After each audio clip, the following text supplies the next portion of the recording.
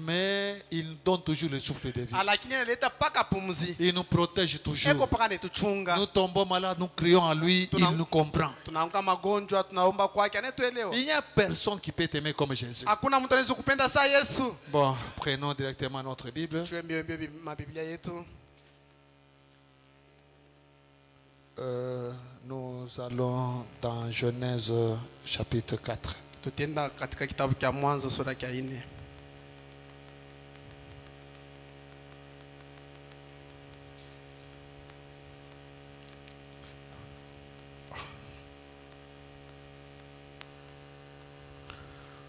Ok, Genèse chapitre 4. Mwanzo sura ya 4.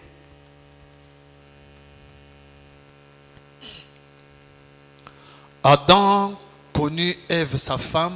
Adamu akajua Ewa mke wake. Elle conçut et enfanta Caïn et elle dit, Akachukua mimba akazaa Kaina na kusema, j'ai formé un homme avec l'aide de l'Éternel. Minatunga mtu na msaidizi wa Bwana. Elle enfanta encore son frère Abel. Akazaa tena ndugu yake Abeli. Abel fit berger Abeli alikuwa mchungaji wa et kondoo, Caïn fit laboureur. lakini Kaina alikuwa kulima mashamba. Au bout de quelque temps, Wakati mmoja fulani, Caïn fit à l'Éternel une offrande de fruits de la terre. Kaina akapeleka kwa wamilele matunda Et ya bulongo. Abel de son côté en fit une des premiers-nés de son troupeau Naye Abeli ngambo yake akabeba mzaliwa wa kwanza wa kunji yake ya kondoo et de leur graisse. na ule wa mafuta. L'Éternel portant un regard favorable sur Abel et sur son offrande. Bwana akaheshimia sadaka ya Abeli na yule zababu Mais yake. il ne porta pas un regard favorable sur Caïn Lakini ashikuheshimie Kaina za sadaka yake et sur son offrande. na katika sadaka yake. Caïn fut très irrité Kaina akashirika sana et son visage fut abattu. na uso yake Et ikakunjama. l'Éternel dit à Caïn, Bwana Mungu akamwambia Kaina, pourquoi es-tu irrité? kwa nini uko na Et kasirani? pourquoi ton visage est-il abattu? Na jua nini uso yako iko yenye kulekea? Certainement, si tu agis bien, tu relèveras ton visage. Kama unatenda vema na uso yako itakuwa Et mzuri. si tu agis mal, Na kama unatenda mubaya, le péché se couche à ta porte. na zambi zako itekaa kumulango yako. Et ses désirs se portent vers toi. Na nia itenda kwako. Ses désirs se portent vers toi. Na nia yake itenda kwako. Mais toi domines sur lui. Lakini wewe tawala yule yake. Cependant, Caïn adressa la parole à son frère Abel. Ni wakati Kaina akaambia Abeli ndugu yake. Mais comme ils étaient dans le champ, Sa vile bote walikuwa mshamba. Caïn se jeta sur son frère Abel et le tua. Kaina akajitupa kwa ndugu yake Abeli na kumuua. L'Éternel dit à Caïn, Bwana akaambia Kaina, où est ton frère Abel? ndugu yako Abeli yuko wapi? Il répondit, Akasema, je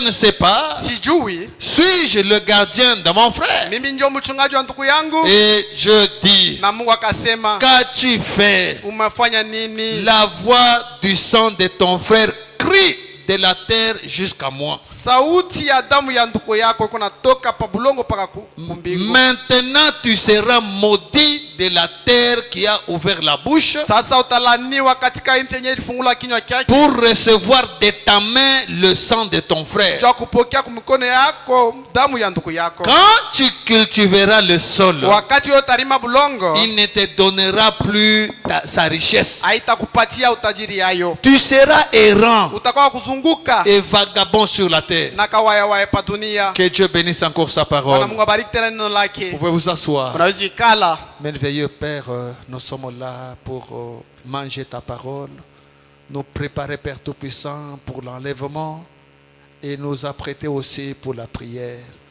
Assistez-nous, Seigneur, et conduis chaque chose. Nous demandons cela au nom de Jésus-Christ. Amen. Que le Seigneur bénisse. Bwana Mungu mbariki. Nous continuons un peu notre sujet avant de prier. Tunaendelea na kishina chetu mbele ya kuomba. Nous sommes en train de parler de courir de manière à remporter le prix. Tunaendelea na kishina cha kukimbia namna ya kupata bei.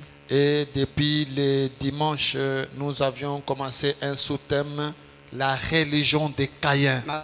Nyuma tunaanza kakishina kaloko dini ya Kaina. Donc nous croyons que Caïn était croyant. Tunaamini ya kwamba Kaina alikuwa mwaminifu. Caïn allait aussi à l'église. Kaina anaanza kwenda na hiyo kanisa. Caïn donnait des offrandes. Kaina anaanza kuleta masadaka. Caïn aimait Dieu. Kaina alipenda Mungu. Caïn était serviteur de Na Dieu. Kaina alikuwa mtumishi wa Mungu. Donc tout ce que nous disons là, Na yote ile tunasema. tu peux l'être aussi, Na wewe unaweza kuwa vile. mais tu es seulement un Caïn. Lakini uko tu Kaina. Caïn s'était aussi déplacé pour aller à l'église. Na Kaina alitoka nje kwenda kanisa. Et il a voulu servir Dieu Alipenda kutumikia Mungu. comme lui voulait. Vile Kaina alipenda. Or, Dieu veut que nous puissions le servir comme lui veut. Nayo Mungu anapenda tumtumikie vile Mungu anapenda. Ne cherchez jamais à servir Dieu Usitafute kutumikia Mungu comme vous voulez. sasa vile wewe mwenyewe unapenda. Frère Branham dit Ndugu baba anasema qu'il y a toujours deux voix. ya kwamba kuko Il mbili. y a la voix des hommes Kuko manja ya bantu et la voix de Dieu. na kuko tena njia nyingine ya Maintenant, Mungu. quand toi tu sers Dieu, Wakati unatumikia quand tu adores Dieu, wakati unaabudu tu Mungu, adores selon la voix de Dieu uko naabudu Mungu kufuatana na ou njia yake, selon la voix que toi tu as choisie. wala kunaabudu Mungu kufuatana na Vous njia allez yake. trouver Dieu qui vous dit,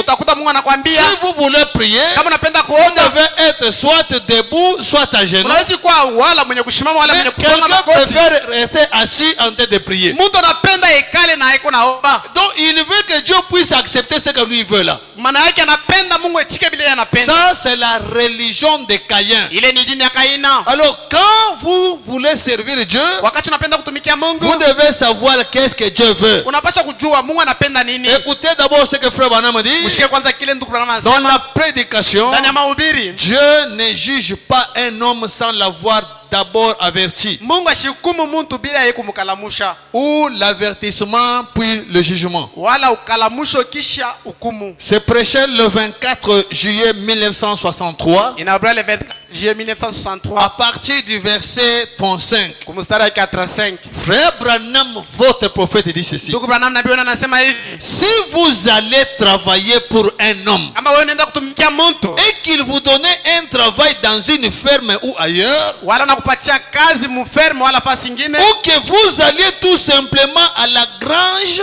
wala unaenda kule tu ku garage et que vous vous asseyez simplement là et disiez, eh bien, na unakaa pale na kusema ni mzuri. Branham dit, Branham anasema, vous voyez, unaona vous devez aller lui demander unapaswa kwenda kumuuliza ce qu'il veut que vous fassiez yeye anapenda wewe ufanye, et alors na pale faites cela. fanya kile anasema.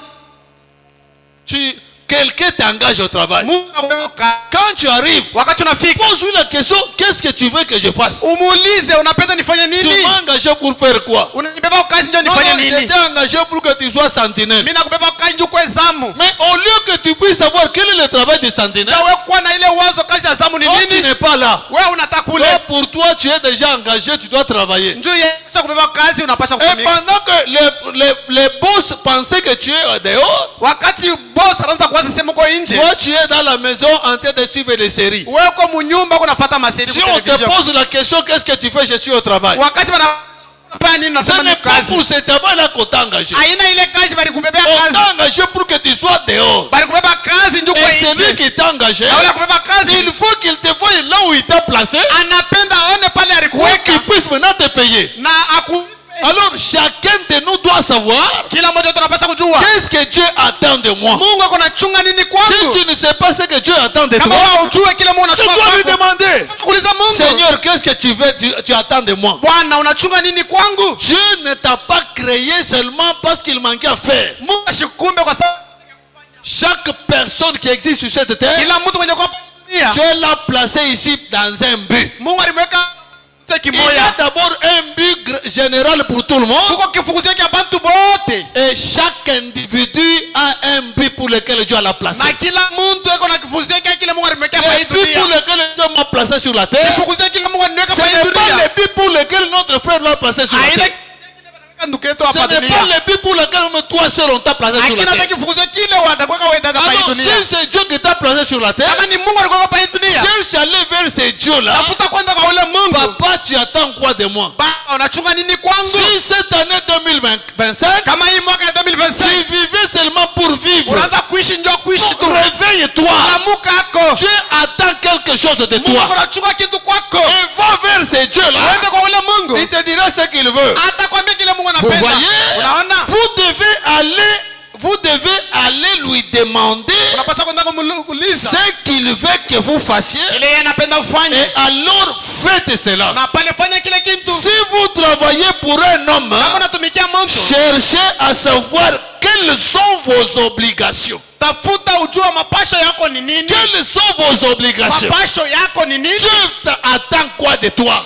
Yeye kuna Dieu attend quoi de Mungu toi? anachunga nini kwako? Est-ce que Dieu ne savait pas pourquoi il t'avait créé? Eti Mungu asikujua ndio nini alikuumba? Frère Branham dit, Ndugu Branham anasema chacun donc chacun de nous, kila mmoja wetu il est l'unique.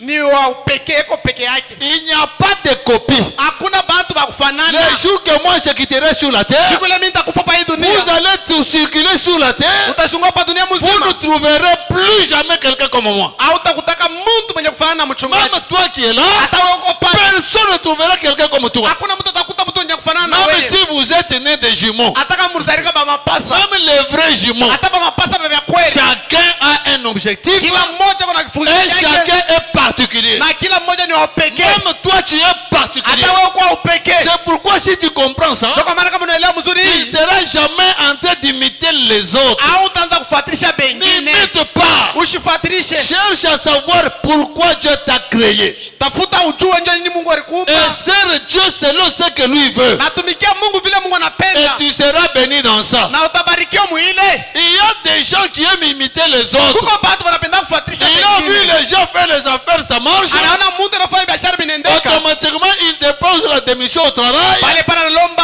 kusimama Non, kazi. je deviens commerçant. Amina kwa kufanya biashara. Est-ce que Dieu te voyait là-bas? Eti Mungu anaanza kuona mwile kazi. Église, Kanisa. Frère Branham dit, Mungu anasema si ce que tu fais, Dieu est dedans, kama vile uko nafanya Mungu ako mwile ndani, vous verrez les résultats. utaona matunda. Si Dieu est dans la chose, Kama Mungu ako vous mkitu, verrez les choses avancer. utaona vitu vinaendeka. Toute personne qui viendra te combattre, Na mtu atatoka tu kukombanisha. ne réussiras pas. Haitaweza. Parce que Kwa sababu tu es dans ton poste de travail. uko nafasi yako ya kazi. Dieu t'a placé dans ton poste de travail. Mungu anakuweka nafasi yako ya kazi. Même les sorciers ne seront pas te bouger. Hata balonja batakutenkesha. Même les magiciens ne seront pas te bouger. Hata bachawi C'est batakutenkesha. pourquoi cherche à tout prix à connaître qu'est-ce que Dieu attend de toi. Tafuta muyote ujue kile Mungu anachunga juu Nous yako. sommes à la fin de l'année. Tuko kumisha mwaka. Ne vivez pas comme Caïn. Ushishi sa Kaina. Caïn ne savait même pas qu'est-ce que Dieu voulait de lui. Kaina sikujua hata kile Mungu alipenda Il juu savait yake. seulement qu'il fallait aller à l'église avec l'offrande. Alijua tu inapaswa kwenda kanisa na Il sadaka. est venu avec l'offrande à l'église. Alikuya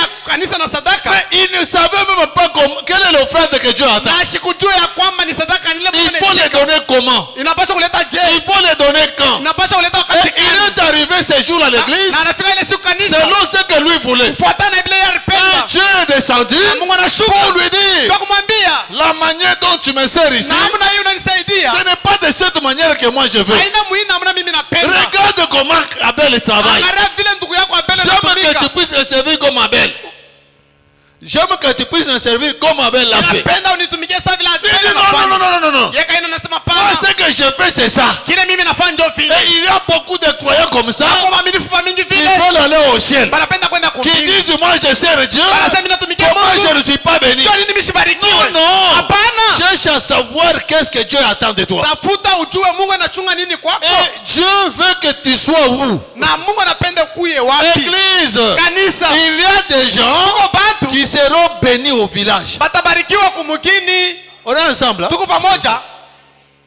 Il y a des gens qui seront bénis au village. Kuko bantu bengine batabarikiwa kumugini. Il y a des gens qui seront bénis à Lubumbashi. Kuko bengine batabarikiwa huku Il y Lubumbashi. a des gens qui seront bénis à Kinshasa. Na bengine batabarikiwa Kinshasa. Maintenant, tu peux être à Lubumbashi. Sasa unaweza kuwa ku Lubumbashi. Oh, Dieu t'attend à Kinshasa. Na Mungu anakuchukua Kinshasa. Et tu vas lutter, ça ne marche pas. Utapika pika Mais bitendeka. les jours que tu vas arriver à Kinshasa, Lakini siku utafika Kinshasa. c'est ta terre. Ni bulongo bwako. C'est ta terre. Ni bulongo bwako. Un petit rien là, Kakashi ça kalongo. marche. Tu touches ici, ça marche. Tu touches là-bas, ça marche. Et les autres Na bengine qui ne comprennent pas, abaelewe. cet homme c'est un féticheur. Huyu mtu ni mchawi. Non, non. Hapana. Si tu as ton poste de travail, Kama kupafasha kwa kazi. les choses vont marcher. Vitu vitendeka. Même le diable ne saura rien faire. Hata shetani Ne saura rien faire. asitajua kia Mais kufanya. si tu n'es pas à ton poste, Kama wao unapofasi ça yako. sera des choses à forcer. Itakuwa ni vitu ya Tu kankamisha. vas forcer. Vitu vya nguvu nguvu. Les autres font ce que toi tu fais là. Bengine bako nafanya bila uko Et unafanya ça marche. binaendeka, Mais toi, tu fais ça ne marche pas. lakini unabifanya biendeke. Tu commences à les poser des questions. Unaanza kujiuliza, Vous faites quoi pour que ça puisse unafanya marcher? change bien biendeke? Non, non. Hapana. Ils sont à leur poste. Wao kwa mafasi yabo. Toi aussi, Wewe na wewe. va vers celui qui t'a créé là. Uende kwa ule alikumba. Seigneur, Bwana, je me suis beaucoup débrouillé. mimi nilitafutisha sana. Mais maintenant, je viens vers toi. Sasa mimi nakuya kwako. Qu'est-ce que tu attends de moi? Unachunga kwa nini kwangu? On est ensemble. Tuko pamoja. Qu'est-ce que tu attends de moi? Unachunga kwa nini kwangu? Celui qui t'a créé là, Ule alikumba. il va te répondre. Atakujibu. Moi, je veux que tu fasses ça. Mimi napenda ufanye hivi. Moi, je veux que tu sois à tel Mimi endroit. napenda kwa fashi Moi, je fulani. veux que tu sois prédicateur. Mimi napenda kwa mhubiri. Moi, je veux que tu sois peut-être choriste. Mimi napenda kuya hata kumimbaji. Et tu verras quand tu commences à le faire, Na utaona wakati utaanza ça kuifanya va marcher. bitendeka.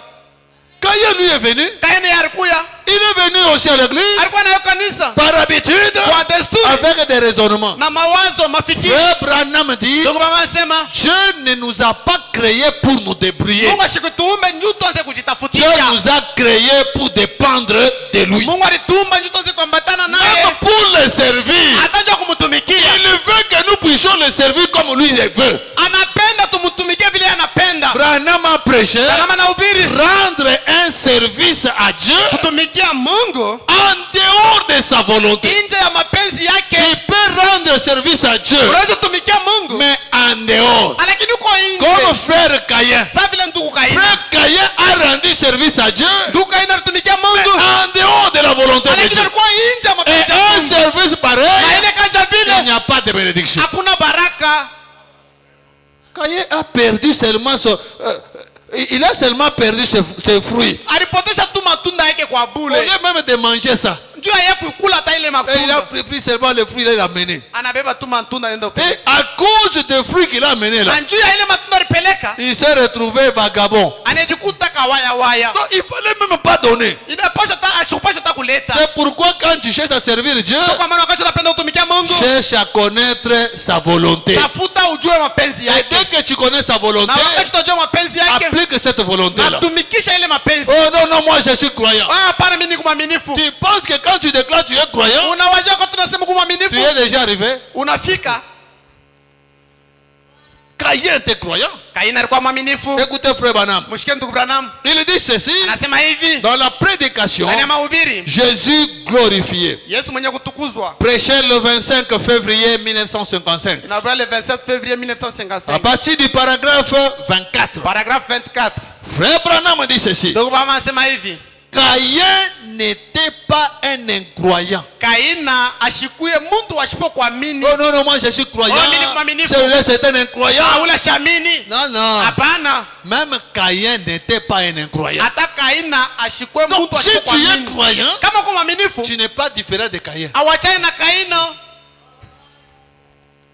Caïn n'était pas un incroyant. Kaina ashikuwe mtu asipokuamini. Caïn était croyant. Kaina alikuwa mwaminifu. Caïn Kaina n'est pas venu en disant, ashikuwe mkusema, eh bien, ni mzuri, je ne crois pas dans l'existence de Dieu. mishamini ya kwamba Mungu kwako. Mais il est venu avec le Père. Alikuwa na sadaka. Il croyait que Dieu existe. Aliamini kwa Mungu kwako. Il n'est pas venu en disant, Ashikuwe mkusema, je ne crois pas dans l'existence de Dieu. mishamini ya kwamba Mungu ashinako. Caïn est venu comme un croyant. Kaina alikuwa sa mwaminifu. Il essayait de trouver grâce devant Dieu. Alipima kupata neema mbele ya Nous Mungu. tous qui sommes venus, Na shiba hata penye nous kuya cherchons la grâce de Dieu. tunatafuta neema ya Mungu. Il essayait de trouver grâce devant Dieu. Alipenda kupata neema mbele ya Mungu. Et Caïn a construit un hôtel. Na Kaina akafanya mazabao. Un hôtel, c'est une église. Mazabao ni kanisa. Peut-être c'est un grand tabernacle qu'il a Saa construit. zingine ni maskani munene alijenga. Même si nous construisons un grand Hata tabernacle, kama tunajenga maskani munene. un tabernacle le plus joli de Lubumbashi, Maskani ya mzuri mulumbashi mshima. cela ne nous donne pas le mérite d'aller au ciel. Ila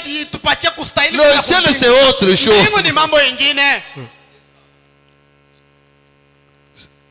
Un Un hôtel, c'est une église. Mazabao ni kanisa. Un lieu d'adoration. Fahasha ya kuabudu. Puis Caïn a construit un hôtel. Kisha Kaina akafanya mazabao. Non seulement cela, Hapana paka ile. mais Caïn a apporté une offrande. Na Kaina alileta sadaka. Sur ce point ici, Pa hii nukta, frère Caïn dépasse beaucoup de frères d'épouses parole. ndugu Kaina napita bandugu bamingi bakubiarisi neno. Toi qui ne viens jamais avec les offrandes, Wewe ukuweke na masadaka. sache que frère Caïn te dépasse. Jua ya kwamba ndugu Kaina nakupita. Vous ne venez pas les membres de Dieu à l'église. Kwanza kwa mikono washi kanisa. Alors, Pale. fais l'examen de conscience Chunguza sasa. pour savoir en quoi tu dépasses Caïn. Jua ujue ni nini unapita Caïn Kaina. faisait aussi la religion. Na Kaina anataka kufanya dini.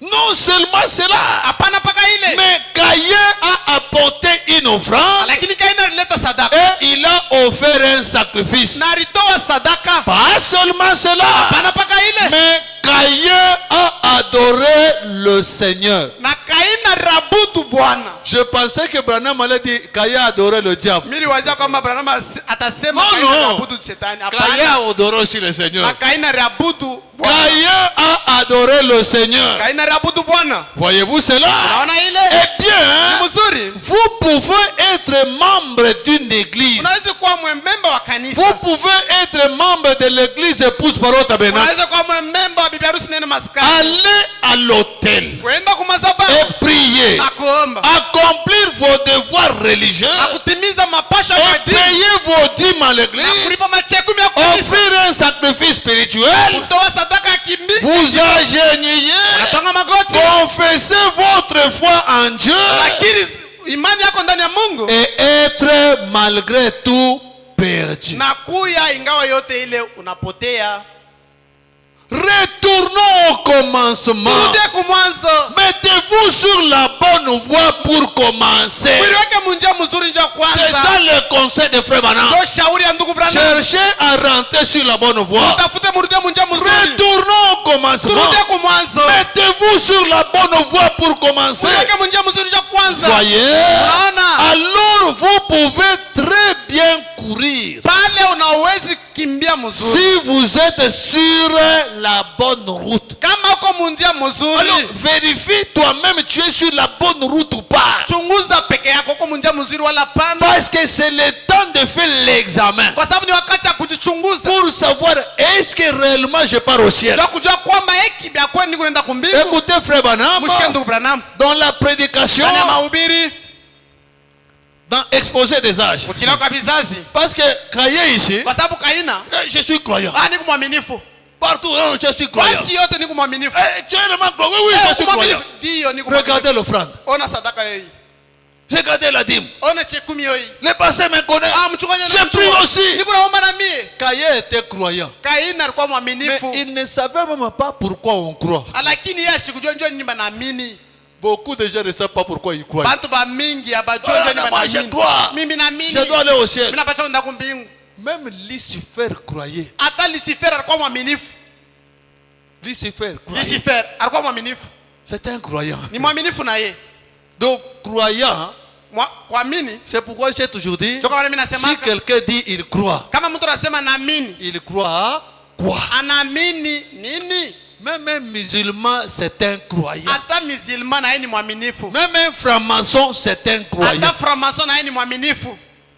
Même un incrédule, c'est un croyant. Hata mwenye ashamini na yeye ni mwaminifu paka. Un incrédule Ule ashamini croit que Dieu n'existe pas. anaamini kwamba Mungu ashinako. C'est un croyant, non? Ni mwaminifu na yeye. Il croit que Dieu n'existe pas. Anaamini kwamba Mungu ashinako.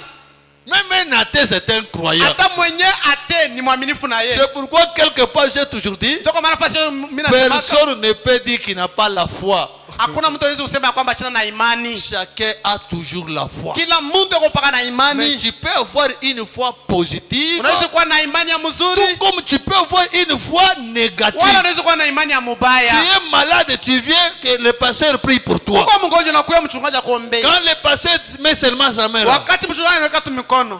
est-ce que la manière que le pasteur a mis la main ici, Namna hii mchungaji anaweka mkono. est-ce que vraiment je serai guéri? Eti mimi nitapona? Je ne serai pas guéri. Mimi sitapona. Donc tu crois Wewe unaamini? que malgré qu'on t'a imposé les mains là, Hata vile wanakuwekea mkono. tu ne seras pas guéri. Hautatunziwa.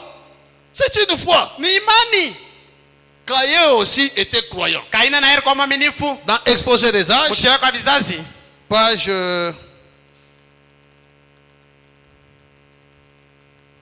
excusez, je vois page 139.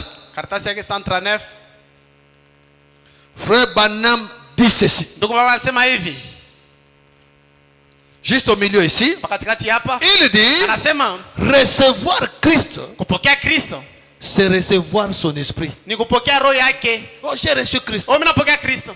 Recevoir Christ, Kupokea Kristo c'est recevoir son ni esprit. kupokea roho yake. Recevoir son esprit, Kupokea roho yake c'est naître de nouveau. ni kuzaliwa mara pili. Recevoir son esprit, Kupokea roho yake c'est être baptisé du Saint-Esprit. Amen. ni kubatiziwa na Roho Mtakatifu. Amina. Branham dit, Kama anasema ces gens croient. Ces gens croient. abantu wanaamini. Ces gens croient. Abantu wanaamini C'est merveilleux. ni ya damani. Mais ils s'arrêtent.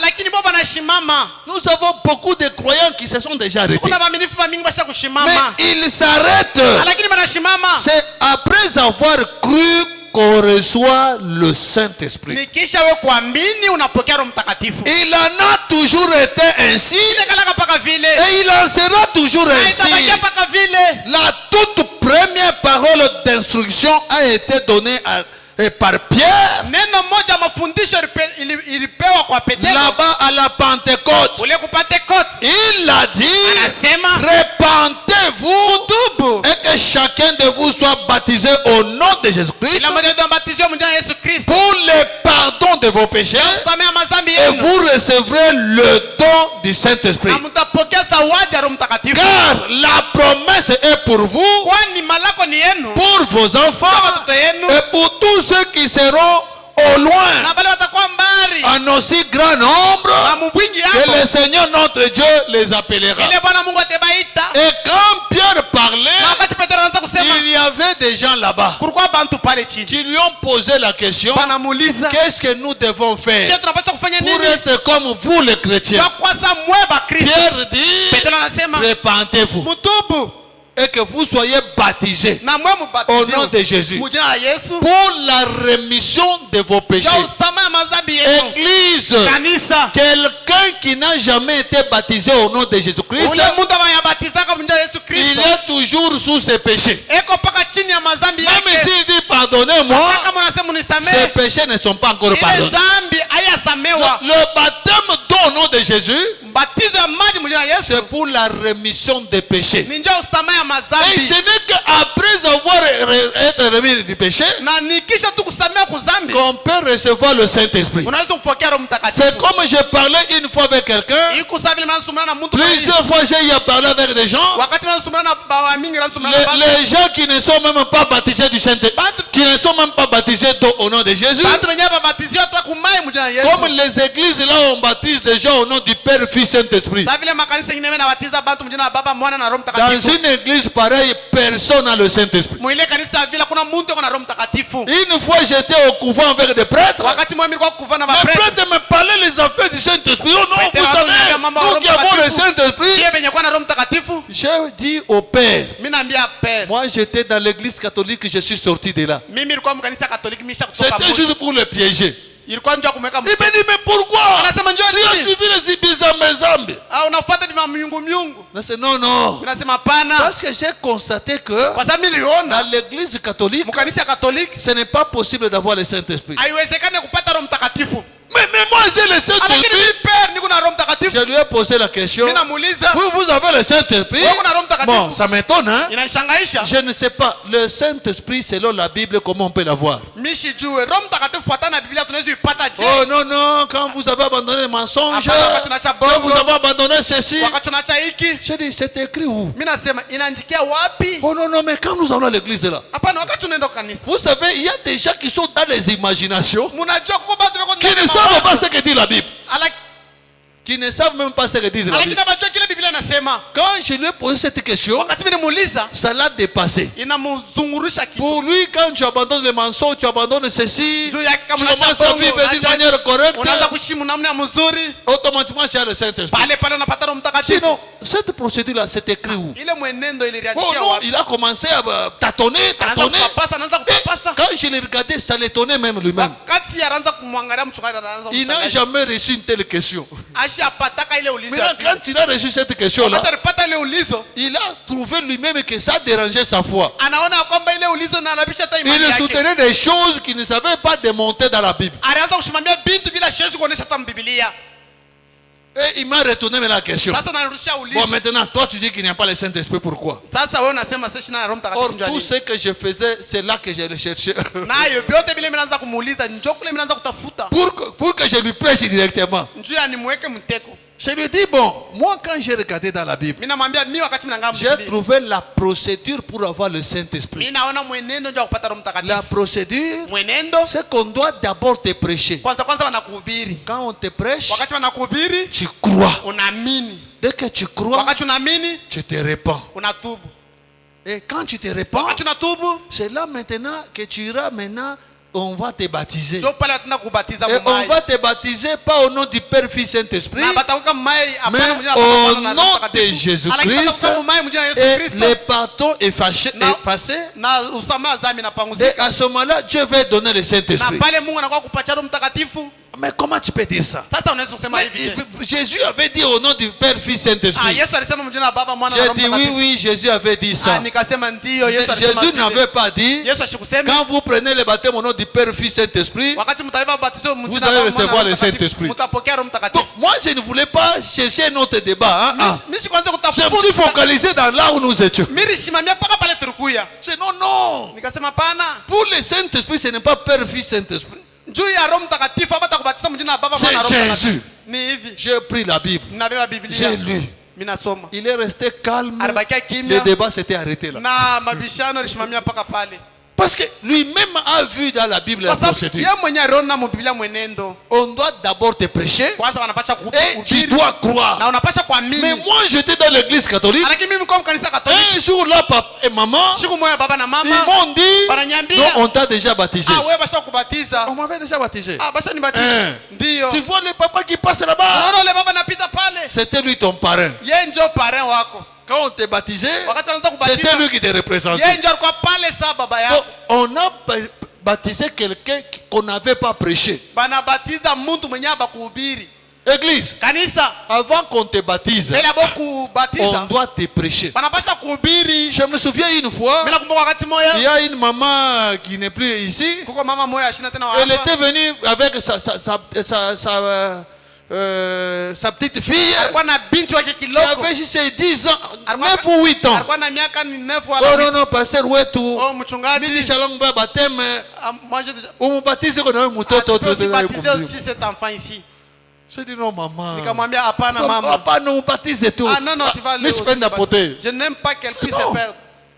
On doit prêcher quelqu'un. Tunapaswa kuhubiri mtu. C'est quelqu'un-là, il est touché dans son Na cœur. ule mtu anagusiwa kwa moyo yake. Même vous qui êtes là. Hata mwe benye kwa Si pale. on vous avait déjà baptisé même au nom de Jésus-Christ, Kama balimbatiza mjina Yesu Kristo. vérifiez ce qu'on t'avait prêché.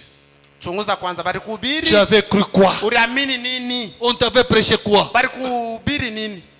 Peut-être on t'avait intimidé. Saa zingine bali kukazisha wala bali kufokea. Ou t'en as fait. Tu vas partir en enfer. Amini mbio. Crois vite. On a si batunye na fia Tu ne kuishi. vois pas que le monde est arrivé à la fin. Bien quoi rien? C'est vrai. Hein? On est riche en envie ta Tu ne vois pas les Russes à commencer la guerre là-bas. Je peux donner kwenda mon frère. Je n'aime pas se perdre. Toi ne baptise. Que je pas seulement me baptiser. On t'a baptisé comme ça. Na bana kubatiza mwile na muna. Sache que tu n'as jamais été baptisé. Jua ya kwamba wewe aba ya kubatizaka. C'est le temps de faire le bilan. Ni wakati ya kuchunguza. Vérifie, tu n'as jamais été baptisé. Chunguza wewe aba ya kubatizaka. Peut-être c'est la raison pour laquelle tu n'as jamais reçu le Saint-Esprit. Sasa zingine ndio sababu ambayo upate Roho Mtakatifu. Moi j'étais encore bébé là. Mimi nilikuwa mchana Et pale. quand on m'a parlé de ça, Wakati waliniambia vile, j'ai compris. mimi naelewa. J'ai commencé à réfléchir comment c'était passé. Mimi naanza kuwaza bilipita je. Je dis, bon, ce jour-là, peut-être j'étais en train de pleurer. Mimi nawaza ile siku pete. On m'a pris comme bébé là en train de pleurer. Bananibeba saa mtoto mchana niko nalia pale. Le père prend de l'eau. Baba na pera anabeba Il me maji. regarde. Ananyangalia. Vital, mon fils. Oh, Vitala mwana wangu. Est-ce que tu crois au Seigneur Eh, Jésus-Christ? tunaamini kwa Bwana Yesu Le Kristo. papa qui était là. Oui, je crois. Baba mwenye alikuwa kupembeni ndiye mimi Est-ce que naamini. moi j'ai déjà cru? Eti mie savais mtoto pas. misha C'est ce kuamini. papa-là qui avait Ni cru. ule baba aliamini. Non, c'est celui-là qu'on devait baptiser, Maana pas yake moi. ni ule wanapaswa kubatiza pana mie. Non, c'est ça le baptême. Njoo ubatizo. Ok. Rentrons toujours là où nous étions. Turudie paka pale Exposé des âges. Kilia kwa vizazi. Pourquoi nous croyons? Njoo nini shetu naamini. Oh non, je crois, je crois. Oh, mimi naamini. Page 141. Karatasi ya 141. Frère Branham dit ceci. Ndugu mama anasema hivi. Il dit, Anasema, soyez bien attentifs pour comprendre ceci. mkuye berevu sana njoo kuelewa. Nous sommes ensemble, Tuko hein? pamoja. Soyez bien attentifs pour comprendre ceci. Mkuye berevu sana njoo kuelewa hii mzuri. Pierre a dit, Petelo alisema, répentez-vous mutubu et soyez baptisés au nom de Jésus-Christ na mubatiziwe mu jina la Yesu Kristo. pour le pardon du péché Njoo usamaha ya dhambi et yetu. vous recevrez le don du Saint-Esprit. Na mtapokea zawadi ya Roho Mtakatifu. Paul a dit, Petelo alisema, Paul a dit, Petelo alisema, Paulo alisema, Paulo alisema, Paul a dit, Paulo alisema, avez-vous reçu le Saint-Esprit après avoir cru? mshakupokea Roho Mtakatifu kisha mwe kuamini.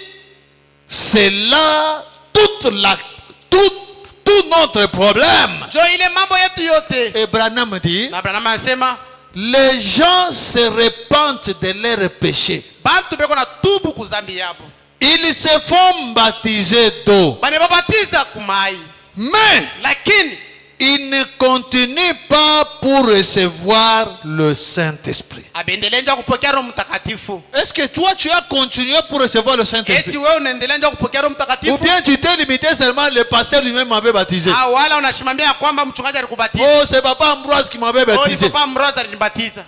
On doit continuer après ça. Tunapaswa kuendelea kisha kukubatiza. Ils se font baptiser d'eau, Bane babatiza kumai. mais ils ne continuent pas pour recevoir le Saint-Esprit. Lakini abendelee njoo kupokea Roho Mtakatifu. Frère Branham dit, Ndugu mama anasema, on croit tunaamini en vue de recevoir l'Esprit. njoo kupokea Roho.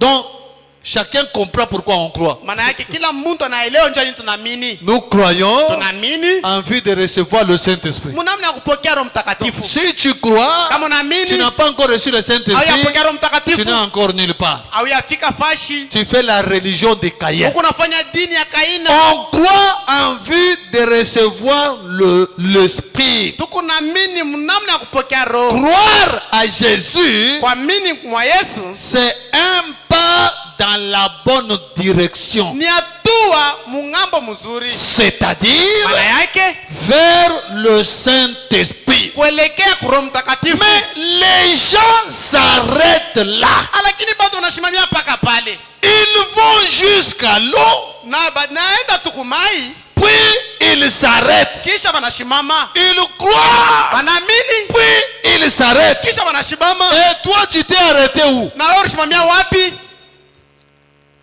Branham dit, Branham anasema il y a des gens, kuko bantu ils croient, banaamini ils s'arrêtent. banashimama. Il y en a d'autres, Wengine ils vont jusqu'au baptême d'eau. banaweza taka kubatizwa Il mahali s'arrête. banashimama. Si vous trouvez quelqu'un, depuis qu'il venait à l'église, Kama unakuta mtu tangia anaanza kwa une kanisa année, 2 ans, 3 mwaka ans, moja, miaka 2 3, même le baptême d'eau ici n'a jamais reçu. hata ubatizo hii Donc, ashapata. il croit, Anaamini il s'arrête. anashimamia pale.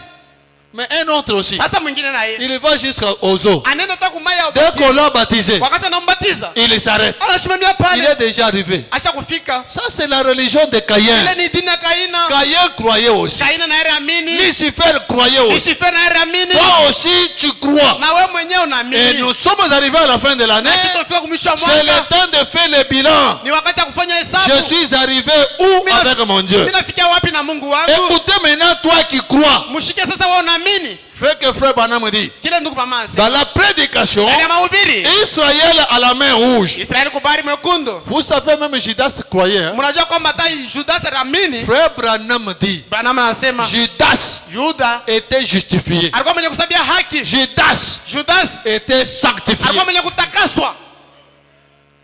Quelqu'un qui est sanctifié, mtu mwenye kutakaswa c'est quelqu'un qui a abandonné mabongo, mtu anacha manini. bongo. Vous les regardez, il vit de manière droite. unamwangalia unaishi muusawa. Pour ceux qui ne connaissent pas la parole de Dieu, Wala bale abajue neno la Mungu. quand on voit quelqu'un vivre de manière correcte, Wakati unaona mtu anaishi muusawa, et qu'on a Saint-Esprit. aseto misali Non, za non, Kristo. Hapana. il est sanctifié. Eko mwenye kutakaswa. Et Judas Na Judas était justifié. alikuwa mwenye kusabia haki. Judas Judas était sanctifié. alikuwa mwenye kutakaswa. Mais Lakini au baptême du Saint-Esprit, ubatizo wa Roho Mtakatifu il n'est pas arrivé. alishimamia pale. Il s'est aussi arrêté Na là-bas. alishimamia pale. Mais toi, tu t'es arrêté où? Sasa unashimamia wapi?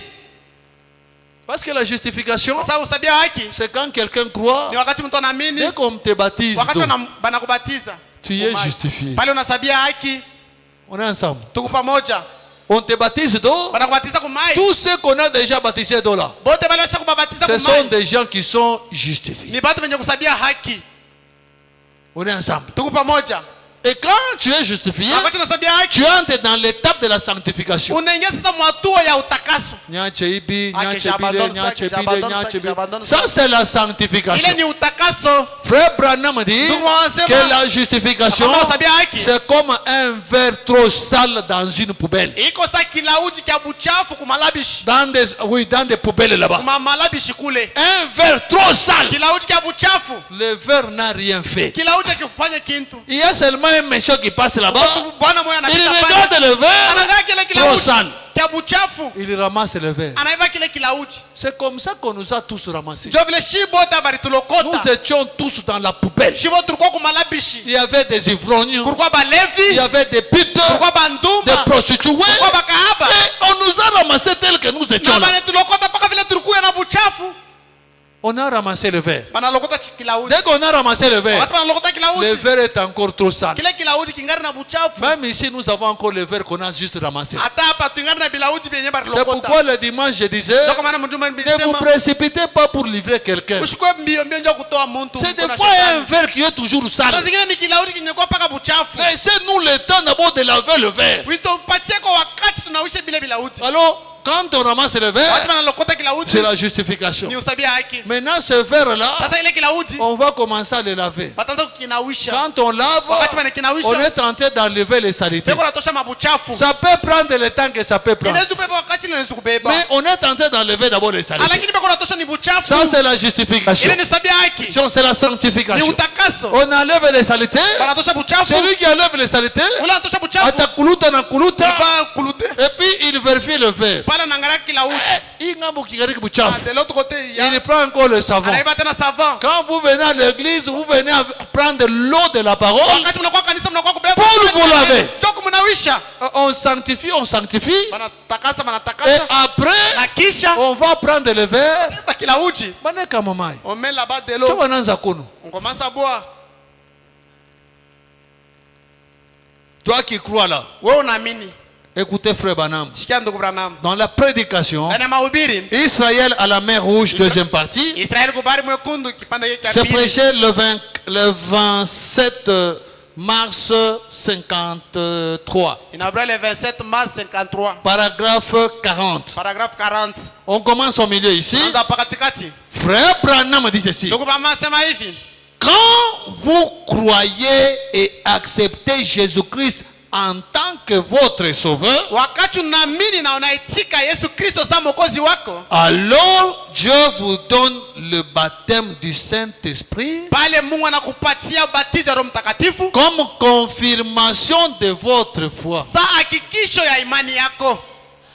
Donc, si tu crois, Kama unaamini, Dieu regarde en toi. Mungu anaangalia ndani Il yako. voit que réellement tu crois. Anaona kwamba vya kwa Pour unaamini. confirmer que tu crois, Kwa kuhakikisha kwamba unaamini, il te donne le Saint-Esprit. anakupatia Roho Mtakatifu.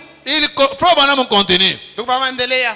Si vous dites Kama mwe mnasema que vous croyez ya kwamba unaamini, et que vous n'avez pas reçu le Saint-Esprit, mupokee ubatizo wa Roho Mtakatifu, il y a quelque chose qui cloche dans votre foi. kuko kintu akendeke muimani yako. Dieu circoncit le cœur Mungu kuna tairia mioyo. à la minute où le croyant arrive vraiment à un abandon total. Ni wakati tu mwaminifu anafika mkuacha vitu vyote. Quand tu arrives à ce niveau-là, Dieu vient confirmer ta foi. wakati unafikia mwile kipimo Mungu anakuwa kuhakikisha imani C'est le yako. temps de poser la question maintenant à Dieu. Ni wakati ya kuuliza sasa Mais Mungu, papa, pourquoi je ne l'ai pas jusqu'aujourd'hui? Mungu njoo nini nishapata Moi, Roho je Mtakatifu mpaka prétends leo? que je crois. Mimi naweza kama Mais mimi naamini. pourquoi je ne l'ai pas? Sasa njoo nishinde na Roho Qu'est-ce qui Mtakatifu. empêche que je puisse l'avoir? Ni kinini kinazuru Est-ce nishapata que Roho je Mtakatifu? vais entrer dans 2026?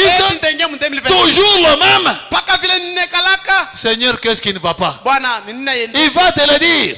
Atakwambia. Frère Branham continue. Tupaendelea. Voilà donc la chose. Sio kintu kile.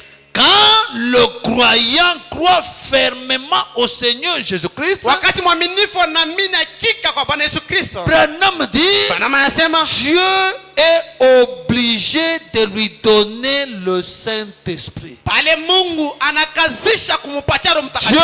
est obligé Pale Mungu anakazishwa de lui donner le Saint-Esprit. kumupatia Roho Mtakatifu. C'est la confirmation de sa foi. Ni hakikisho ya imani yake. Vous dites, Unasema qu'y a-t-il, frère Branham? ni nini ndugu Branham? Simplement votre foi, c'est tout. Mpaka imani yako kunaisha. Si vous croyez véritablement, Kama unaamini tu vya kweli, Dieu est là pour vous les donner. Mungu yuko pale ndio kupatia Roho Amen. Mtakatifu. Amena. Amen, mes soeurs. Amina. Si tu crois fermement, Kama unaamini vya kweli, Dieu est là pour te les donner. Mungu yuko pale ndio kupatia. Alors, fais l'inventaire Sasa chunguza pour savoir si tu crois fermement ou ndio pas. kujua kwamba unaamini hakika wala Si hapana. il n'y en a pas jusqu'au-là, Kama pale uyapata, John, tu ne crois pas fermement. maana yake hauamini hakika, Parce que Dieu est derrière sa parole. kwa sababu Mungu yuko nyuma ya neno lake. Frère Branham dit ceci. Ndugu mama anasema Il hivi, ajoute quelque chose anaongeza kitu dans la prédication, ndani ya mahubiri, la guérison divine, matunzo ya kumbingu.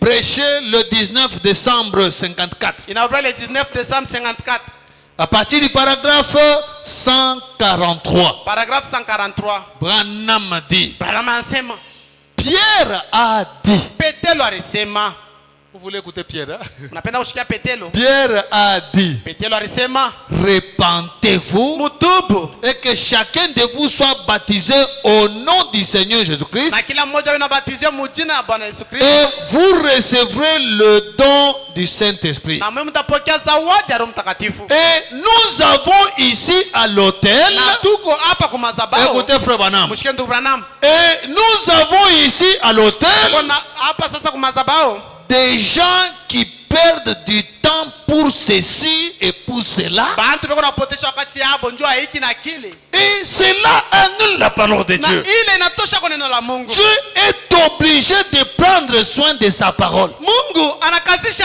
angaikie neno lake. Et à la minute où vous remplissez ces exigences, Munamna ile unajaza ile mapasha yake. à la minute où vous remplissez ces exigences, Munukta ile unajaza mapasha yake. Dieu répondra sans tarder. Mungu atajibu bila kukawia. C'est vrai. Ni vya kweli. Car il est là Kwa sababu yuko pale et il attend cela. na yuko nachunga ile. On est ensemble. Tuko pamoja. Il attend cela. Yuko nachunga ile. Mais Lakini on entend des gens dire, tunashikia bantu wako nasema à moins que vous criez kama tuna ou que vous parliez en wala langue, usema muluga à moins que vous dansiez dans l'esprit. ayo ucheza tamu kiroho. Toutes ces choses ne sont pas mal. Vile vitu vyote vina vibaya. Elles sont bonnes. Vile vitu vyote ni vizuri. Mais elles n'ont rien à voir avec le salut. Lakini vile vitu vyote havina na maana kuokovu. Les parler en langue, Kusema muluga, les prophéties, utabiri, les prédications, kumahubiri, ça n'a rien à faire avec le salut. aina na ayangalie mambo ya wokovu. Comme Paul avait dit, Kama vile Paulo alisema, je tiens mon corps assujetti mimi natumikisha sana mwili yangu de peur qu'après avoir prêché aux autres, namna kisha kuhubiri pengine que je sois rejeté. mie banitupe. Il y a des prédicateurs qui seront rejetés. Kwa bahubiri bale bate batupa. Il y y a des chantes qui seront rejetés. vaimbaji pengine bateweka Il nje y a des croyants qui seront rejetés. kwa waaminifu pengine batebatupa batebataria. Donc chacun doit s'examiner. Kila mmoja wetu anapaswa kujichunguza. Prêcher, Kuhubiri c'est un ministère que Dieu a donné. ni huduma ile Mungu alileta. Ce n'est pas parce que je prêche, je dois aller au ciel. Hapana kwa maana nahubiri nitaenda Ce n'est kumbingu. pas parce que je chante bien, je dois aller au ciel. Hapana kwa maana niko naimba mzuri nitaenda kumbingu. Si chanter bien, tu dois aller au ciel. Kama nikuimba mzuri nitaenda Donc kumbingu. tous ces dénominationnels là iront au ciel. Maana yake hapa bazebu wote wataenda kumbingu. S'il y a des gens qui chantent très bien, Kama kwa mtu anaimba mzuri. ce sont ces Ni dénominationnels. hapa bantu bazebu. Les églises dénominationnelles, Il y a louange, c'est autre chose. Ile makanisa ya zebu kusifu ni kitu kingine. Ici, on fait des blagues. Hapa tunafanya mizaa. Et ils mettent du sérieux à la louange. Beko wanaweka haki kukuabudu. C'est ce qui attire même les gens. Ndio linakukuta hata bantu ba nje. Car dès que vous vous repentez de vos péchés, Wakati tunatubu kuzambi yenu. si vraiment Dieu vous a convaincu Kama tubu ya kweli Mungu et alikuhakikisha. que vous vous êtes repenti, Na wewe unatubu. puis vous vous êtes fait baptiser au nom du Seigneur Jésus-Christ, Na tena wanakubatiza mjina la Bwana Yesu Kristo. Dieu est obligé de vous donner le Saint-Esprit à l'instant même. Mungu anakazisha kupatia Roho Mtakatifu paka pale. C'est vrai. Ya kweli. Parce que c'est ce que dit sa parole. Kwa sababu ndio vile neno lake C'est inasema. Dieu qui a promis. Ni Mungu alilaka. Tu te répands, Unatubu. tu reçois le baptême du Saint-Esprit, tu reçois le baptême au nom du Seigneur Jésus-Christ. Unapokea ubatizo wa maji mjina la Bwana Yesu Lui Kristo. vient donner le Saint-Esprit. Yeye Mungu anakuwa kuleta Roho Mtakatifu. Maintenant, ça fait combien de temps depuis que tu avais pris le baptême? Sasa unakuwa mashuku ngapi depuis beba ile ubatizo? Nous sommes où? Tuko wapi? Donc, cette année 2025, il t'a dit que tu n'as pas comme hivi. Maana yake hii mwaka 2025 ça va Et puis, tu n'as fait le 1er janvier. Ah, bonne On arrive le année! 1er janvier, tu cries la bonne année. Tu n'as pas le 1er janvier. Bonne Nous attendons année! encore le 1er janvier, encore bonne année. Dis jusqu'à ce qu'un jour nous allons mourir. Mpaka tina wakati mmoja tutakufa. On doit faire l'examen. Tunapasha kuchunguza. Nous venons d'où? Tuko natoka wapi? Nous sommes où? Tuko wapi? Nous allons où? Na tuko nenda wapi? À quoi bon? Ni ya mzuri. Se réveiller. Kulamuka. Après un temps, tu te laves. Kisha wakati mmoja Tu portes les habits. unavaa Viens dans manguo. l'église. Oh, je pars à l'église. Au lieu de rester même dormir sur le Ndio lit. kubakia hata kukitanda kulala. On a quoi l'église? Si vient à l'église, Comme Caïn. ça vile ndugu Kaina. Après, on a roulé à quoi? Kisha tu rentres chez toi. Jeudi, on a quoi Na l'église? jeudi tena unakuwa kwa kanisa. Dimanche, on a quoi Na l'église? kutuma tena unakuwa kanisa. Moi, Jinesha. Le mois passe. Moi, Ingine Aisha. Mwezi ingine napita. Après, année Naisha. Après l'année passe. Je sais croire du message. Niko mwaminifu wa ujumbe. On gagne quoi? Tukunapatia mo nini? On gagne quoi? Tukunapatia mo nini? Tukuya connaît l'examen de conscience. Qu'on puisse avoir cet examen de conscience, mes Tu frères. perdre tout wakati tukuya hivi. Qu'on ne puisse pas perdre seulement notre temps pour venir. Regarde, il pleut. Angalia Il y a kukumvula. des gens qui sont venus à l'église mouillés. Kuko bantu walikuwa kanisa benye kulobana. Hii mvula unalobana ni unalobania nini? Pourquoi tu t'es mouillé? Tu fika kwa église. Pour que tu arrives à l'église. Uona huyu frère anaanza kujicomporter bien na mimi nitaanza Ah, kufanya. tu vois un frère qui se comporte de telle manière, moi aussi je vais porter comme ça. Hii souffrance tunasufiri, ni juu ya nini tunateswa? Cette souffrance que nous souffrons, pourquoi nous souffrons? Kuma bitu bingine bena kuima bio. Il y a d'autres choses qu'on refuse à te Nous donner. connaissons des injustices des fois kuma kaji, kuma école kule tuiko. Tunajua mahaki saa zingine kwa masomo, kwa Juste parce que kazi. nous sommes des courants du message. Mais pourquoi alors nous sommes courants du message? Sasa njuu ya nini shie tuko baaminifu ba Si ujumbe? nous sommes réellement courants du message, Kama tuko bya kweli tuko baaminifu ba il ujumbe, faudrait que nous puissions faire l'examen de conscience inapasha tuchunguze et chercher à nous conformer à la parole de Dieu. na tutafute kuambatana na neno la Quand Mungu. nous venons à l'église, Wakati tunakuwa kanisa, c'est pour savoir qu'est-ce que le maître veut. ni njoo tujue mwalimu Et anapenda cherchons à nous nini. conformer à Na ça.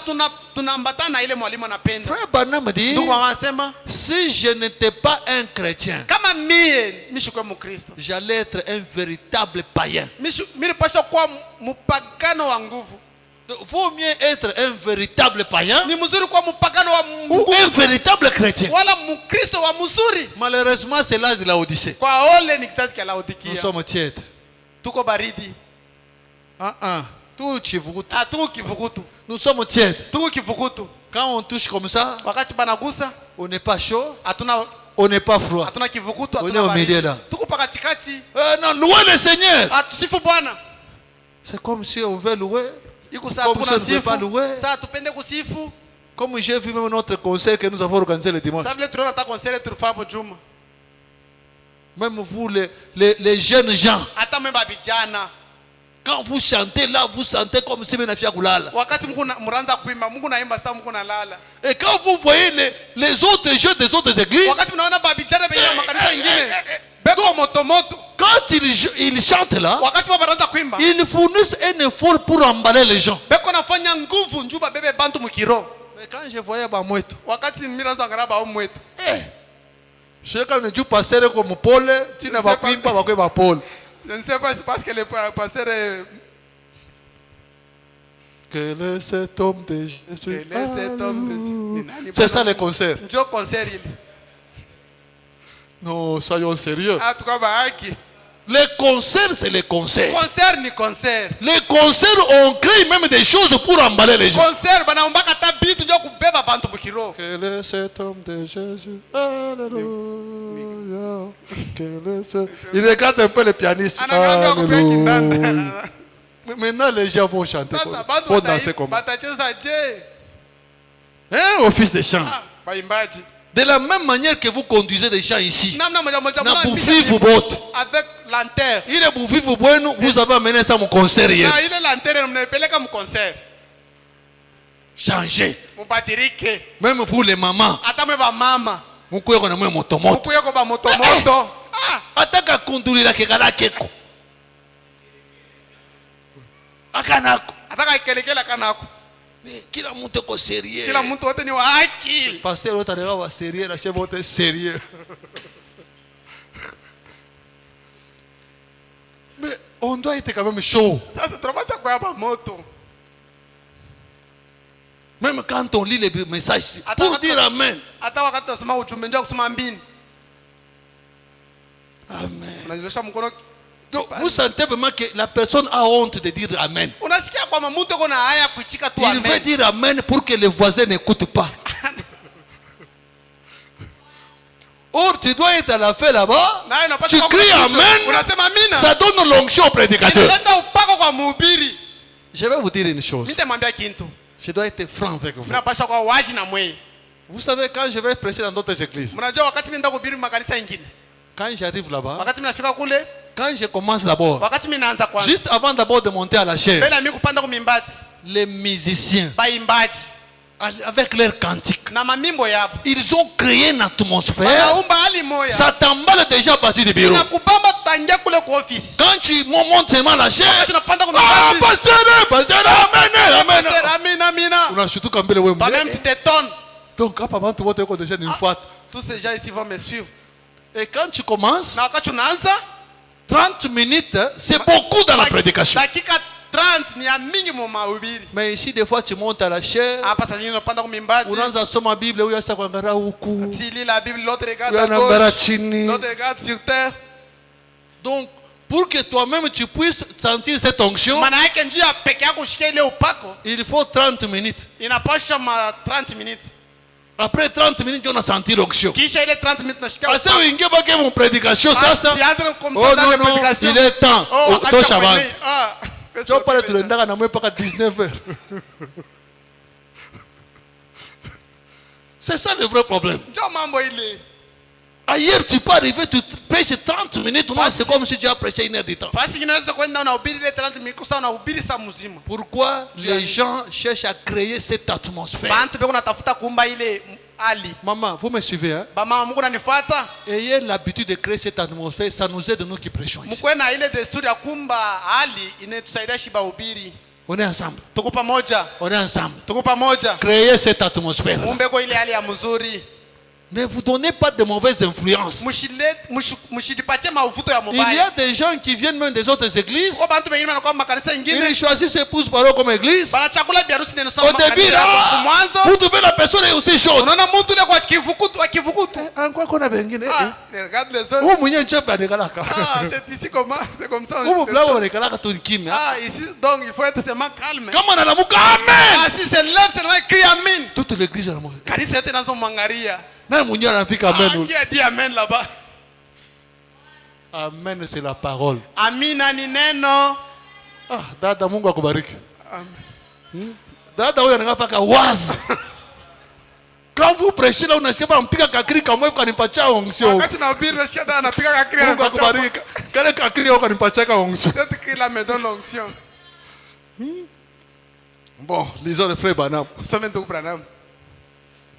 Frère Branham dit ceci. Ndugu baba sema Parce qu'on ne doit pas se limiter seulement au fait de croire. Kwa sababu hatuwezi kushimamia tu mnamu ya kuamini. C'est le temps, faisons le bilan. Ni wakati wa kufanya, nous allons où mes frères? Ne nous habituons pas au message. Tusizobele ujumbe. Vivons le message. Tuishi ujumbe. Quand je parle là, Wakati minasema, je ne parle pas seulement de vous. Mimi siseme paka njoo yenu. Même pour moi-même. Hata njoo ya mchungaji mmoja. C'est la parole de Dieu, ça nous concerne tous. Ni neno la Mungu linatuangalia shibote. Tout l'amour qui est. Qu'on se réveille quand même. Même ceux qui ne disaient pas des amen. Mulamuki. Hata bala kwanza kusema amen. Mulamuki eko. Na mama conduire mimbo, mwanzo conduire si les wengine wana conduire. Et vous les conducteurs de chars conduisez tel qu'on conduit. Vous trouvez vous commencez une chanson? Unakuta mnaanza Le mwimbo. conducteur que déjà commence une chanson. Mwimbaji mwongozaji On prend d'abord une note qui n'est pas correcte. Banaeba kwanza mwanzo aina ya mzuri. Lui-même il a une voix, il ne sait pas conduire. Yeye mwenyewe kuna sauti ashija hata kuongoza. Au lieu de dire qu'on a kata mbele changer note. Njoo kusema arrête d'abord. Et puis pas kaishe ma frère que yote. Mungu te somi le modèle. C'est comme si on l'a obligé. Iko sawa mkakamisha. Non. Hapana. Quand on conduit, on doit être à l'aise. Wakati unaongoza mimi. Nous sommes chez nous. Tuko kwetu. C'est comme moi le pasteur, je suis chez moi. Iko sawa mchungaji pale ko kwake. Je suis à l'aise. Iko starehe. Je prêche, je suis à l'aise. Niko nahubiri niko. Quand je sens il faut aller à gauche, je vais à gauche. Wakati mimi nashikia kwa mimi napaswa ndo kushoto. Je sens que je dois sortir d'abord du sujet, je sors d'abord du sujet. Kama mimi nashikia sasa napaswa kutoka mkishina, mimi natoka C'est mkishina. comme ça que tout le monde doit servir Dieu. Ndio vile bantu bote wanapaswa kutumikia Mungu. Kama kwa benye njoko sako yulu amuchi. Si tu es chez autrui, tu es comme si une arbre.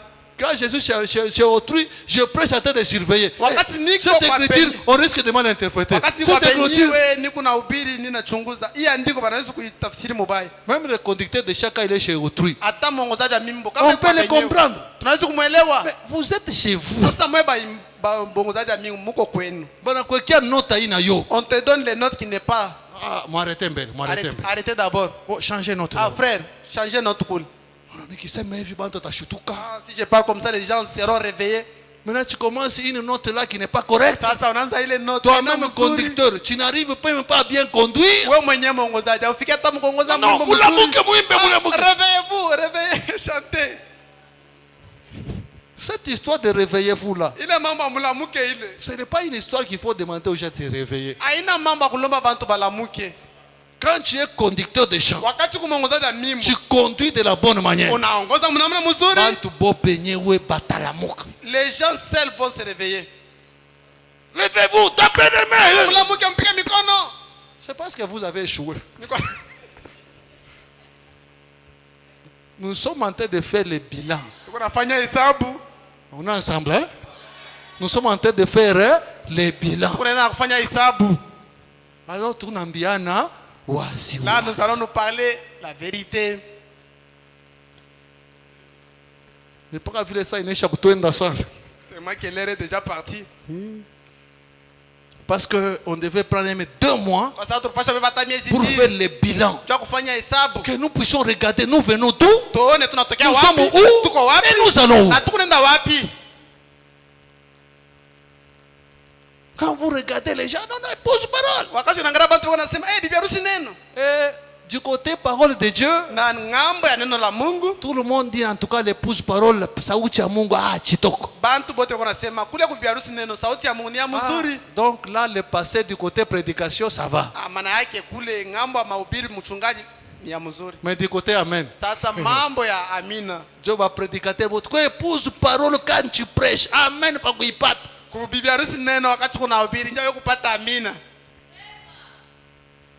Je me souviens une fois même passé, il faut quand il était venu de l'autre côté. Mimi nakumbuka hata wakati mmoja mchungaji Lifoko wakati alikuwa ile Il ngambo. prêche, moi-même je suis emballé. Anahubiri mimi mwenyewe nabebewa. Lui-même me dit, mais pasteur, Yeye mwenyewe ananiambia comment mchungaji, toi tu es chaud comme ça avec ton église? njoo nini wako moto moto hivi? Kanisa yako ya baridi. Munafana nani? Vous ressemblez à qui? Kusauti ya Mungu chetu toujours était chaud. Kuneno la Mungu mimi kalaka wa Alors kivukutu. vous aussi soyez chaud. Na mwe mkwe ba kivukutu. Mufanya hata bya kunguvu mbele. Forcez même les choses. Mufanya hata bya kunguvu mutazobela Il bitakuwa faut forcer naturel. même des choses. Vous allez vous habituer, ça va marcher. Je suis même allé El Shaddai là-bas. Mina kumbuka kule kwa El Shaddai. Quand vous arrivez là-bas, Wakati tunafika kule avant la prédication, mbele ya kuhubiri, mwana baba banatoka nje wanaenda kukata mamichi. tu vois les mamans sortir dehors couper des branches d'arbre. Banakata michi wanaingia nayo mwéglise. Ils coupent ces branches d'arbre là. Quand on commence à prêcher, baba beko kupana mamichi. Wakati unahubiri, mama beko pale na mamichi beko Na unatenkesha. wewe mwenyewe una prêcher. Et toi-même tu prêches là-bas. Tu sens l'onction. Huku unashikia upako ya Tout mahubiri. ça, ça fait partie de l'onction. Ile yote ile kunaongeza kupako. Et quand on fait Ah, batagnon, si je fais ça, on va me voir. tout au chez nous mabintu bili. Qu'on enlève d'abord ces On est choses-là. ensemble, hein? Tuko pamoja. Faisons l'examen tunatoka wapi? Tunapaswa kufanya hesabu. D'où venez-nous? Tukunenda wapi? Et nous allons encore où? Là où nous avons des qualités, Pale tuko na hali ya mzuri, nous gardons nos qualités. tunachunga ile hali ya Là mzuri. où nous avons des défauts, Pale tuko na mambulema, nous corrigeons. tunatengeneza. Même dans la masse de l'église, Kama mwenendo wa nous kanisa, devons corriger les erreurs. tunapaswa kutengeneza makosa. Même la manière dont nous le servons, Hata namna tunamtumikia, corrigeons les erreurs. tunapaswa kutengeneza makosa. Nous avons les huissiers qui arrivent même en retard. Tuko na bawisie bengine beko nafika na retard. Banduku. Ah mes frères, Un huissier qui arrive à l'église en retard. wisie anafika kanisa mu retard.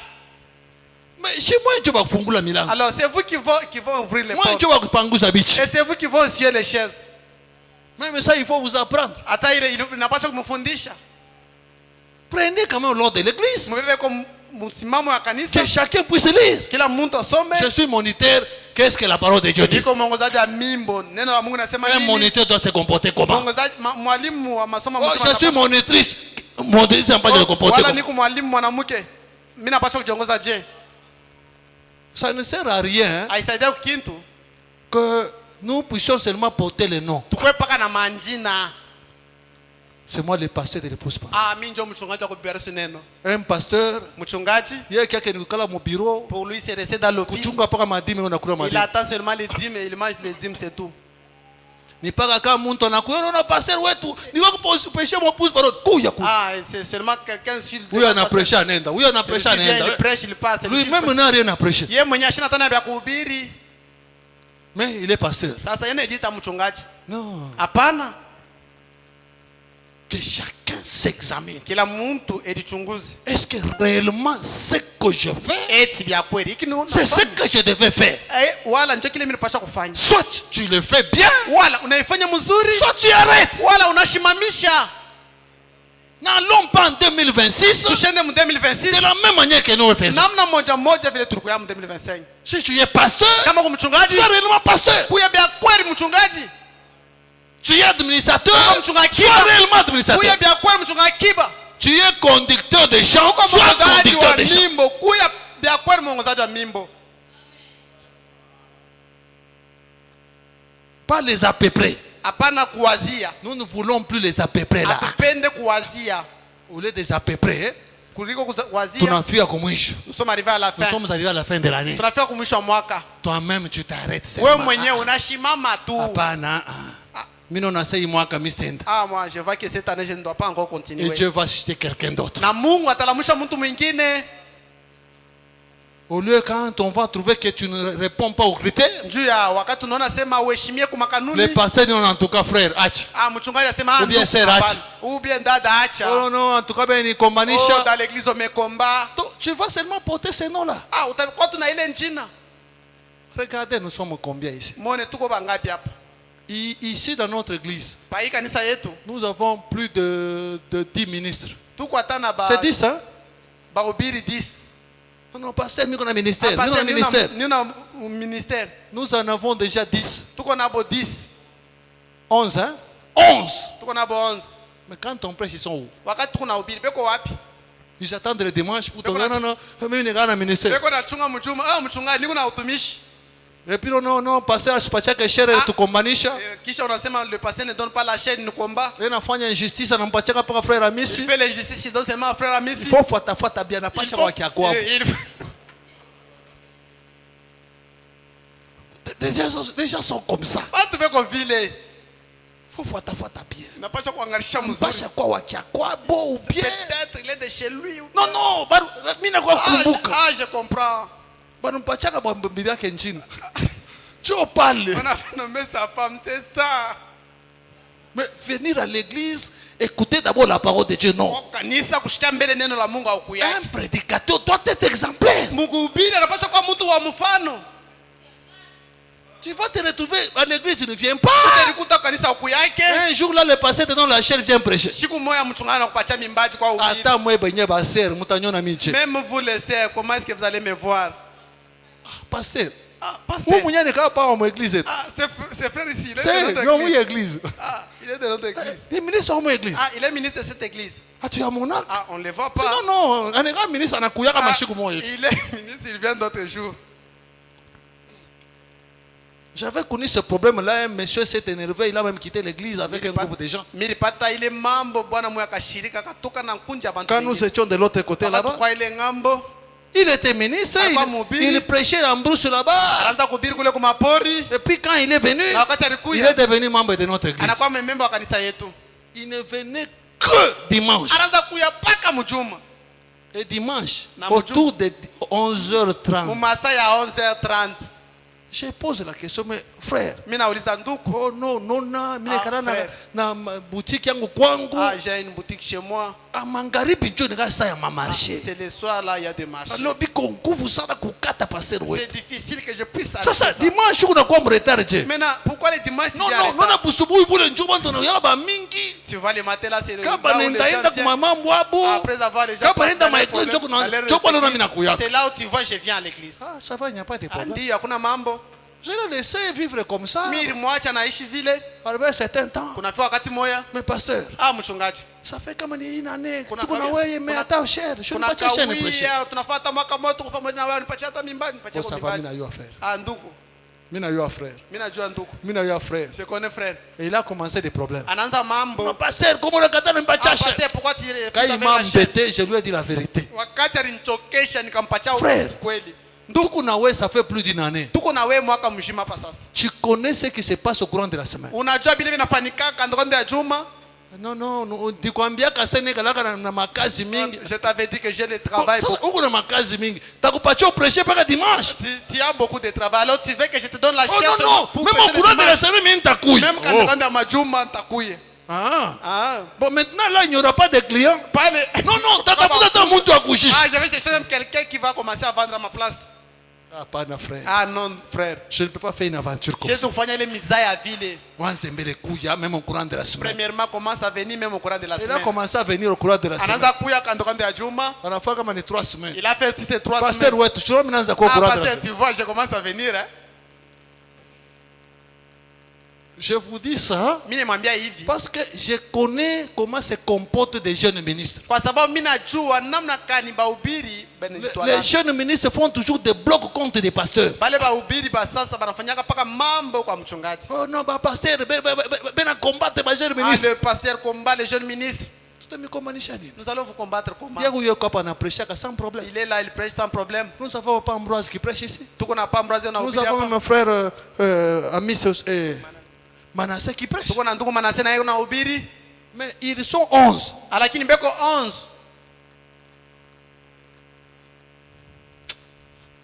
Faisons l'examen de conscience. Tuchunguze iko tu ndani ya dhamiri. Vérifions. Tuchunguze.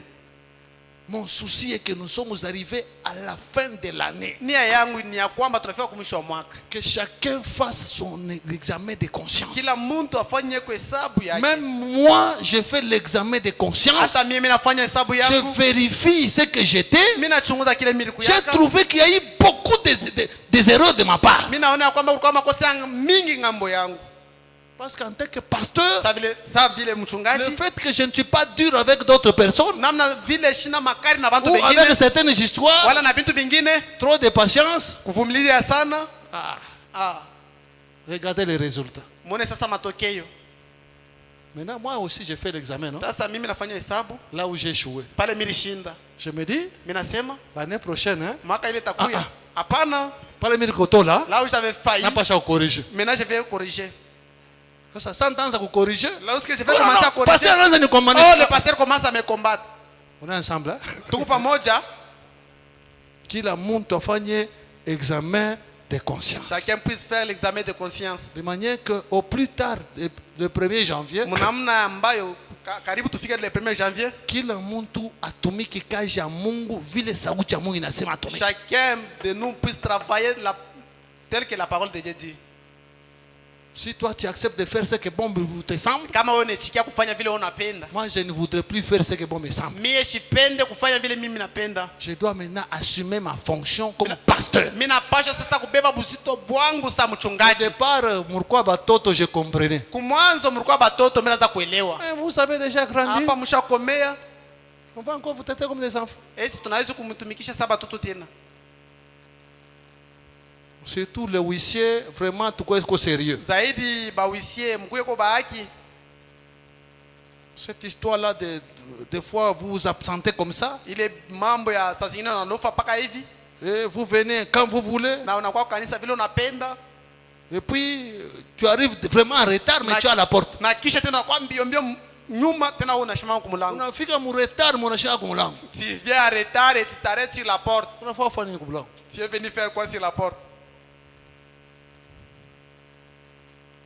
Bon, lisons une dernière écriture ici. Tusome andiko la mwisho hapa. Frère Branham dit ceci. Ndugu baba wanasema hivi. Dans la prédication, Ndani ya mahubiri, docteur Moïse. Munganga Musa, Quand on dit docteur Moïse, wakati wanasema Munganga Musa, tout le monde est d'accord. bantu wote wanaichika. Quand on dit docteur Pierre, Wakati wanasema Munganga tout Petero, le monde est d'accord. bantu wote wanaichika. Quand nous parlons docteur Branham, Wakati wanasema Munganga Branham, keba kule. donc bengine oui, Branham a pan. Pour les autres ndio, lakini njua Branham hapana. Docteur Moïse prêchait le 14 janvier 55, Munganga Musa anarudia le 14 janvier 55, paragraphe 30. paragraphe 30. Frère Branham dit ceci. Ndugu baba wanasema hivi, Nous commençons au milieu ici. tunaanza hapa katikati. C'est pareil pour le Saint-Esprit. Iko sawa sawa na Roho Mtakatifu. Vous dites, Unasema je cherche le Saint-Esprit depuis des années. niko natafuta Roho Mtakatifu miaka inakuwa ya mingi. Branham dit. Bana anasema, Ça, c'est la question que vous posez. niulize leo unajiuliza. Qu'est-ce que tu dis? Ma soeur, c'est comment les noms d'abord? Ah non, je n'ai pas de l'autre soeur. Le nom, c'est comment? Sœur Thérèse, que Dieu te bénisse. Dada Teresa, Bwana Mungu Il akubariki. faut quand même que je puisse retenir ton nom. Inapasha nijue Parce jina que yako. frère Branham parlait de Ben. Kwa sababu ndugu baba anasema na ndugu Ben.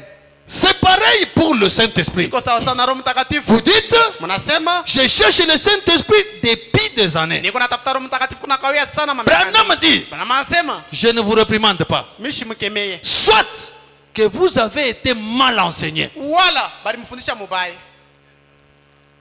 Soit qu'il y a quelque chose qui ne marche pas. Wala tena kukinto kendeke. Soit que vous ne comprenez pas. Wala awele mzuri. Donc le Saint-Esprit est lié aussi à l'enseignement qu'on te donne. Roho Mtakatifu kwenye kupambana mafundisho ile wanakupatia. Dieu est obligé envers sa parole. Mungu anakazisha kupitia neno lake. Pierre a dit le jour de la Pentecôte, Petro anasema siku ya Pentecoste, répentez-vous tubu. et que chacun de vous soit baptisé au nom de Jésus-Christ Kila mmoja anabatizwa mjina Yesu Kristo. pour le pardon de vos péchés Na usamehe mazambi yenu. et vous recevrez le don du Saint-Esprit. Na mtapokea zawadi ya Roho Mtakatifu. C'est cela l'écriture. Njoo ile andiko. Tout aussi clair que je sais la lire. Iko wazi mpaka vile mimi naipima kuisoma. Si vous vous êtes repentis Kama mwe mlitubu, et que vous ayez été baptisés, mlibatiziwa, alors Dieu est obligé, pale Mungu anakazishwa. si votre foi en Dieu est correcte, Kama imani yako ndani ya Mungu iko ya de sawa, vous donner le Saint-Esprit mpatia Roho Mtakatifu. à la minute où vous obéissez à sa parole. Munamna muminiti linatii kuneno lake. Branham dit, croyez cela, Kama sema muamini ile, croyez cela. muamini ile. Dieu vous le confirmera. Hakikisha Si votre cœur est vraiment en ordre devant Dieu kama moyo wako iko musawa mbele ya Mungu et que vous ayez été enseigné correctement, na mlifundishiwa mzuri, l'enseignement de la parole d'une manière correcte, mafundisho ya neno mnamna mzuri, et que vous ayez été enseigné correctement, na mlifundishiwa mnamna mzuri, et que vous croyez cela, unaamini ile, et que vous vous êtes approchés avec assurance, na ulikaribia na uhakikisho yote, Branham dit kama anasema quelque chose va avoir lieu. kitu kimoja kinapaswa kufanika. Écoutez, Mushikie, car kwa maana Dieu désire vous donner le Saint-Esprit Mungu anapendaka kumpatia Roho Mtakatifu plus que vous ne désirez l'accepter. zaidi vile mnapenda kuipokea. Dieu, il veut te donner le Saint-Esprit. Anapenda kupatia Roho Mtakatifu Akonayo pas qui va mpenda ukupa. Plus que toi-même tu le désires. kuliko mpaka vile wewe unaipenda kuipata, Plus que la manière dont tu le désires. namna ile wewe mwenyewe unapenda kuipata. Dieu a autant de Saint-Esprit à nous donner.